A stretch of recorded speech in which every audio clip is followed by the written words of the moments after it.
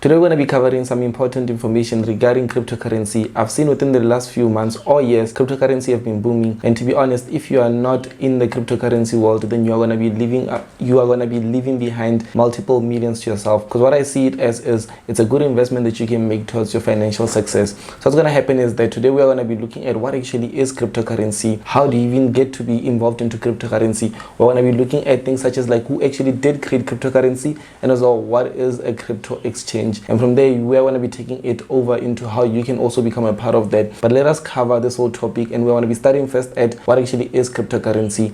Remember that if you are gaining any value from my videos, I would kindly ask for you to just hit that like button and as well subscribe to my YouTube channel, because whenever you do happen to do that, it helps me be able to reach more people that are just like you and that would love to hit or reach success in their lives. So now let us get started with today's video. We are going to be looking at what actually is cryptocurrencies. I've got here my slides, so please do just happen to just be with me. So yeah, some of these informations that I got, it's information that you can easily get out there on the internet, because nowadays information is that simple to get.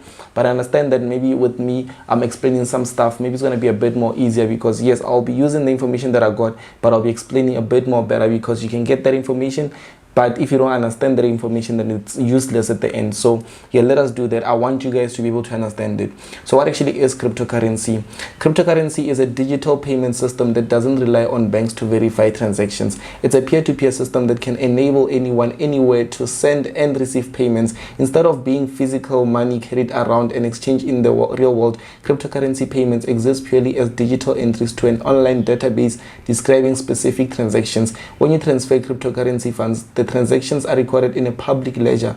Cryptocurrency is stored in digital wallets. So you can simply see that cryptocurrency is basically a digital payment system. So instead of you having to carry around that physical cash, or you having to just deal with maybe banks and things such as that, cryptocurrency basically removes all of that. There's no banks that's in between you and your money. There's no you having to carry out physical cash on you. All you have to do is literally just have funds in your wallet, and you can easily just transfer those currencies to different people, those cryptocurrencies to different people. Or as well, what you can do is that you can make payments using those cryptocurrencies, and at the same time it's actually a peer-to-peer. You can see saying it's a peer-to-peer system, meaning that it doesn't need a bank or someone that works at to verify it. Basically it's verified via a peer-to-peer method, and what they use basically is what we call the blockchain, but that will be a different topic for a different day. So this is just a young understanding of what actually is crypto, and now let us look at how does the cryptocurrency work.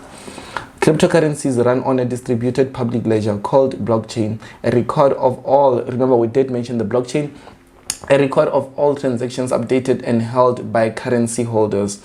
Units of cryptocurrencies are created through a process called mining, which involves using computer power to solve complicated mathematical problems that generate coins. Users can also buy the currencies from brokers, then store and spend them using cryptographic wallets. So basically with this, I love how this explanation is a bit more simple, because what it says is that yes, they are distributed on a public ledger, like we did say, because at the end these transactions are verified by other, like let's say by miners, let's put it that way, because it's a peer-to-peer type system. So what these miners do actually is that they end up they mine these softwares, these blocks, whereby it's mathematical systems that can easily be solved. So when you do happen to solve that block or whatever, when you solve it, what it does is that you gain a coin. It could be 0.0001 Bitcoin, or it could be, depends on how the mining process is. But that's the whole process of how the mining is, because you can make money via mining. You can as well make money instead of mining. You can make money just by buying Bitcoin and holding it or trading it, all those types of activities. But that's just like a brief understanding of how it actually does work.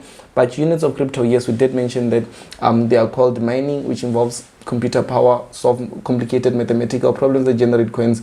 You can also buy, yes. So instead, how you go about buying bitcoins is obviously using things such as like exchanges. We are more familiar with the word brokers, which is like a middleman that allows you to be able to access that quicker, which I believe that it's one of the most important or needed things that are needed actually in trading. You need that middleman or that broker, but at the end you also need the right one. But we're talking about that now. I just wanted us to see how this crypto works, and I'm glad that you guys did manage to see the mining process, the ledgers, private ledgers, and as well how cryptocurrency is actually a peer-to-peer system. Instead of you having to go to a bank or a system or a government or something. No, this is a peer-to-peer type thing. So there is no government that's controlling it type thing, which is much more better and I think maybe safer, because at the end of the day, no one does control it. So if I may say, no one does control it. It's only controlled by people that are trading it, not even in a way whereby you can control waivers and stuff, but obviously the market moves up and down, so it's all those reactions from traders.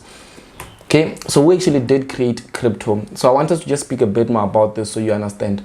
Satoshi Nakamoto is a pseudonym for the person or people who helped to develop the first Bitcoin software and introduced the concept of cryptocurrency to the world in 2008 paper. Nakamoto remained active in the creation of Bitcoin and the blockchain until about 2010, but has not been heard from since. So what you can see is that pseudonym, what it actually means is that it's a fictitious, if I'm saying it well, it's a fictitious name. So what it does mean is that it's not a specific, you can't see this is Satoshi Nakamoto. What it does is that this person, it could either be a person, it could be a group of individuals, it could be a man or a female, but it was like someone that just came on the internet that were working as that image on the internet. So no one really does know who it is. You can't really point who that person is. But one thing that I heard is that those people that actually did manage to create the first Bitcoin, that actually created Bitcoin, they got over 100, I think it was like 100 million worth of Bitcoins to themselves. So imagine how much their net worth is worth. Obviously over billions of dollars. But yeah, that's actually who created crypto and how rich they are, basically, for you to understand or see how big this industry is. So what is a crypto exchange? So now I want us to speak a bit more about crypto exchanges, how you go about understanding a crypto exchange, sort of like brokers, how brokers work, all those things. Crypto exchanges are the same thing. So what actually is a crypto exchange? It's a business that allows customers to trade cryptocurrencies or digital currencies for other assets. It's a business that allows customers to trade cryptocurrencies or digital currencies for other assets, such as conventional fiat money or other digital currencies. Exchanges may accept credit card payments, wire transfer, or other forms of payment in exchange for digital currencies or cryptocurrencies. A cryptocurrency exchange can be a market maker that typically takes the bid-ask spreads as a transaction commission for its service, or as a merchant platform simply charging fees. So what happens is that with this, you can see it operates the same way as how you'd understand brokers in the trading world works. So what it does is it's a business that allows customers to trade the cryptocurrency. It allows customers or clients to be able to invest in the cryptocurrency world, because you can go to what's his name? Let me just see. You can go back to Satoshi and say, hey, I want to buy Bitcoin from you, and you give him money and he gives you. No, it doesn't work like that, but instead there's an exchange, which is like a broker middleman type thing. So what happens is that with these exchanges, they are like digital currencies now, where you can go and basically just buy assets on the market, cryptocurrency assets. And one thing that I like is that on top of that, they accept obviously credit card payments, wire transfer, or other forms of payment in exchange for digital currencies. So they are willing to take whatever money that you are willing to give them in your currency, and they're willing to exchange that for crypto. So they're selling you some cryptocurrency. So instead, let's say you can take your rands or your dollars or your ZAR, whatever, and then you buy some of those cryptocurrencies, and you've got the value of those cryptocurrencies. So when they do happen to gain value, maybe you took 1,000 rands, you bought cryptocurrencies, and when cryptocurrencies happens to double in price, that means your 1,000 rands also doubled in price. So that's how you should be looking at it.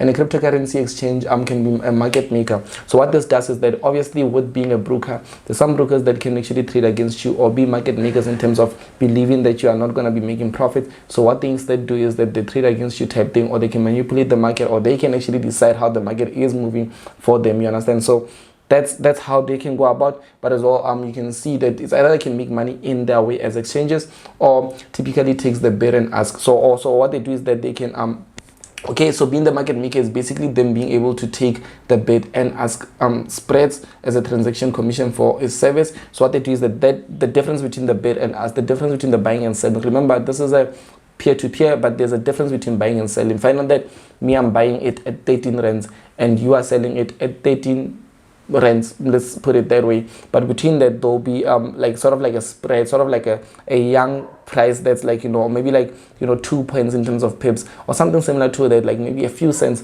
which is going to be commission for the broker.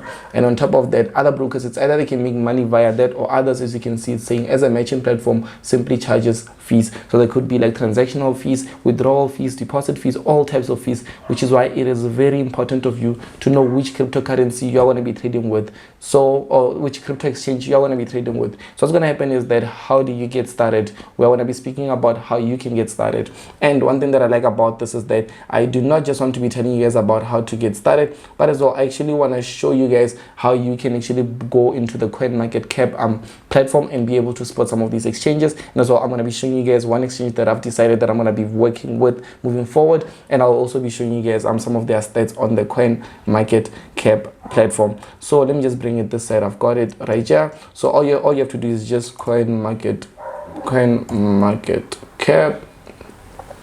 There we go. Let me just do this, just show you guys real quick, and it's just come here. And you can see, these are all the coins and stuff that I show in top 10s and stuff. But all you do is just come here at exchanges. Maybe you can say spot, for instance. The one that I use is Bybit, which is right here. So they're like number 14 in terms of spot. There's different types of tradings there. So there's like spot, there's derivatives. So with spot, you can see here they are right here, with over 800 million on just today in terms of the 24-hour daily trading volume, $800 million. And these are all the things that you can see, weekly visits, they've got actually a lot of traffic and stuff, and these are some of the coins that they have and all those things. But yeah, and derivatives, let's see in terms of derivatives. Bybit is here right here at number 6, and in terms of derivatives, they are much more better, because you can simply see that trading derivatives with them, the daily volume that's been traded already today in just the last 24 hours is over $7 billion, which is awesome. It means that there's a lot of liquid in the markets. So that's one thing that I like doing. So what I'll do is that I'll just press here, come here, and I just want us to observe what actually is going on. So just by coming here, you can see all the information here. I believe that on CoinMarketCap, that's where they'll show you all the legit brokers, so they can't really show you something that's not authentic or that's not reliable. So with Bybit, one thing that I like is that this is all the information that you need. The Bybit cryptocurrency exchange, all the information that you can learn more about in terms of when it launched in 2018, and as well what are the founders, some of the founders that you can see here, learn a bit more about them. Maybe you can also do your own research about them, see how they made their billions, because obviously if they're founders of companies that are making 7 billion a day in terms of volume that's being traded, those are billionaires.